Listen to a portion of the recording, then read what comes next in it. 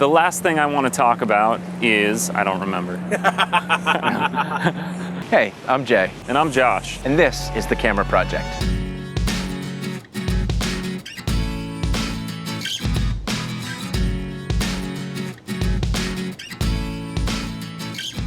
Today we're down in the Battery, which is the most southern tip of Manhattan. And we'll be reviewing the Olympus OMD-EM5 Mark II. Which has been provided to us by our good friends at Unique Photo. They also gave us this awesome 12 to 40 millimeter f2.8 Pro lens. Which is 2.8 through the entire zoom range. So it's actually a real pleasure to use. And just right off the bat, you get your hands on this thing and it looks great. It's got a really cool sort of retro feel, which is sort of the style these days, which is A+ as far as I'm concerned. This is the black version, obviously. It comes in silver, and it also comes in the limited edition titanium. And in fact, I think in general, it's just pretty much great all around. Yeah, and I think that's going to be a lot of the theme of today. So instead of doing what we usually do, and talking about all the positives and then kind of ending on the negatives, I think we should start on the negatives, because overall we both really like this camera. And there's just a couple of nitpicky things, so we'll get those out of the way, and then we'll move on to what we really like about it. Since we're talking about gripes, my main gripe with this camera is the power switch location. I like to use a camera as one-handed as possible, and the power switch is all the way over on the other side of the camera. So it becomes a bit of a two-handed operation to turn the camera on. The other thing is it doesn't have a drive dial. I like to be able to know what drive mode I am when I look down at the camera. It's of course easily accessible by a assignable button, or you can get to it from the menu. But again, if we're talking about minor gripes, that's a little one too. Now, one thing I've noticed when I was out here is I really dislike the grip on this camera. And you can see it's pretty small, and especially when you're using a more heavy lens like this 12 to 40 2.8, you really notice the weight and you notice how small this grip is. Now for me, I don't really understand why it's so small, because there's pretty much no lens that's gonna only come out this far. There's no reason they couldn't have bumped it out at least to the size of a pancake lens and made it much more comfortable to hold. Another thing is the auto ISO implementation. And you guys know I'm a stickler on minimum shutter speed and auto ISO. If you go through the menus on this camera, you'll find no option for minimum shutter speed. But it can be done. If you do a little Googling, you'll find that the slow flash setting will actually affect the minimum shutter on auto ISO. So it's there, it's just not terribly intuitive, like a lot of other things in the Olympus menus. It's not great. So I'd say my last and final gripe with this camera is more of a gripe with Micro Four Thirds in general, and that's the sensor size and the 16 megapixels. Now, the 16 megapixels, while that's not usually an issue for the kind of work I do, sometimes I feel like I'm gonna need to crop my photos and key in on some action. And 16 megapixels isn't quite the insurance that I'd like for that.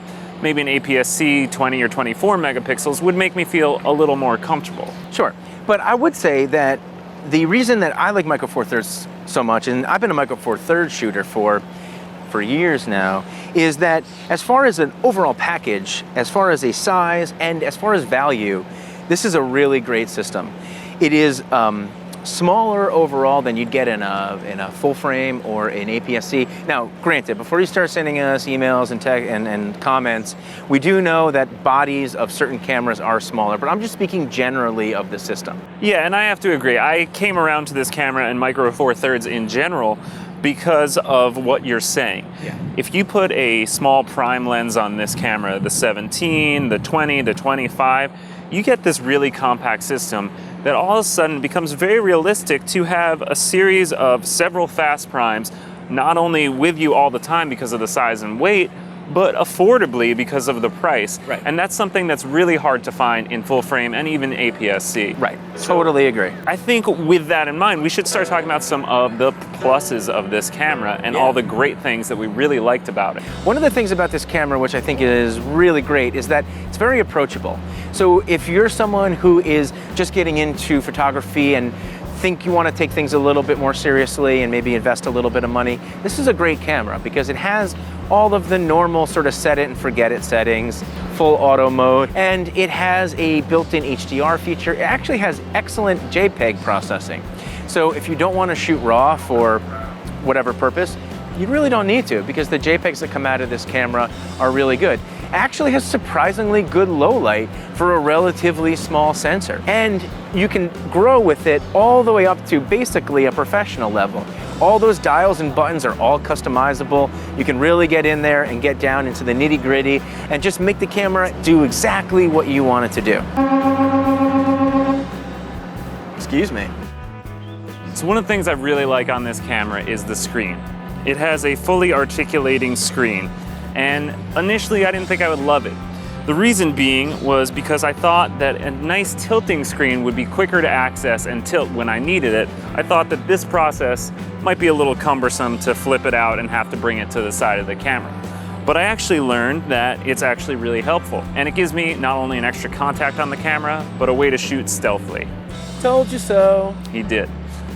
The other thing I really love about this screen is it's a touch screen, which lets me tap to focus. It lets me swipe to review my photos. The only thing it doesn't really let me do is pinch to zoom in, but I can still zoom in with it and then I can move around. The thing I love doing is being able to tap and focus instantly and take the shot with the tap of my finger. Which brings me to the autofocus. The autofocus on this camera is overall really good. It's fast and it's responsive. I only found that it hunted in really low light, but overall with this 12 to 40 millimeter lens and with the other lenses I tried, it was very responsive. The last thing I want to talk about is image stabilization, and Olympus is legendary for their image stabilization for good reason. I found it so impressive, to the point where I could come out here and shoot stills handheld at close to a half a second and blur the water without even using a tripod. Now that might be pushing it a little much, but I was able to do it using the right measures. I really loved it overall. So it's no surprise that as a longtime Micro Four Thirds shooter, I really enjoyed this camera, especially as a still camera. I think that it's phenomenal. And this lens is brilliant. I mean, pair this lens with the stabilization in this camera, and this is an excellent kit. But Josh, you are not a Micro Four Thirds shooter, and frankly, I'm not 100% sure I was gonna win you over here. Yeah, and surprise, surprise, I think you did and the camera did. Well, you didn't, the camera did. Yeah, fair enough. All right. Fair enough. Yeah. But I was really impressed with Micro Four Thirds. I had my doubts going in about things like the 16 megapixels, Sure. as I mentioned, shallow depth of field. But coming from APS-C, it's actually not that much of a change. Right. And the sensor isn't that much smaller. But what really impressed me about Micro Four Thirds was the lenses, the size, and the camera sizes. Right. And The value you get. I mean, as a system, this is a really good value. You can get a great lens at a great price. You can get a great body at a great price. And then also in the future, if you decide you want to do some video work, you could pick up a Blackmagic and you can still use your Micro Four Thirds lenses. You Right. could pick up a rented GH4 from our friends at Unique Photo. You have a lot of options. Yeah, that and you one of can use. the things I had thought about doing is you pick up a medium-sized camera like this, but you also get a really tiny camera like maybe a used GM1 or something. Sure. So you have throw it in your pocket, your jacket pocket, and run out and go with a small prime lens. Yeah. Now, this lens I felt was a little big and heavy for this camera just because of the grip mainly, but it's an excellent lens. And overall, I was highly impressed with the bokeh, especially at 40 millimeters, Yeah. and just everything that this whole kit provided. So, have you won me over? Yeah, we'll see. Yeah.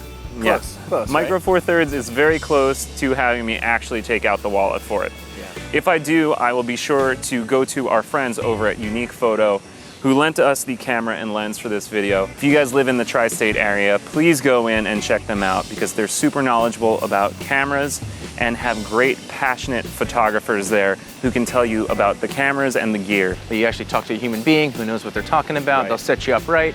And if you don't live in the tri-state area, go to their website, uniquephoto.com. They have equipment listed. They have a great rental program. They ship all over the country. And they also have schedules for their unique university classes, Yeah, they're which take great. place at the store and are recommended from personal experience. So please go check them out. Please subscribe to our channel if you like our videos. We would love to have you. And leave us a comment. Thank you guys so much for watching. We really appreciate it. Yeah. Stay tuned for more videos. Later.